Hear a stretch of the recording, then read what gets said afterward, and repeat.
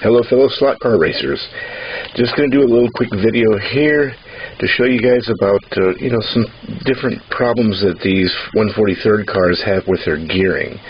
And a lot of times you might have a car jam up when you're running on the track. Maybe it gets jammed up into another car and the wheels are still trying to spin because it's still being powered from the track. You're giving it throttle before you realize it's not a good idea, and all of a sudden you go "Wah!" and you hear the motor just spinning freely, and then the car doesn't want to run on the track anymore. Well, there's a few different things that can happen to these various brands of cars that will cause problems similar to what I just mentioned.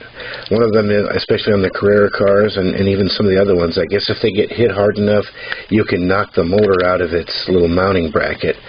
And all you have to do is snap that back in, and you just open the chassis, snap the motor back in place, and you're good to go. Very rarely will you end up stripping out the gears to the point they're unusable unless you keep trying to run the car when you hear that grinding and slipping noise. But anyway, on this one, just wanted to show you guys how this one works. One of the other possibilities is that your pinion gear has just walked down the shaft. And if you can see right here, that's what's happened in this case. I knew that was the case already because this car's done it a few times. I expected it was probably the same problem again.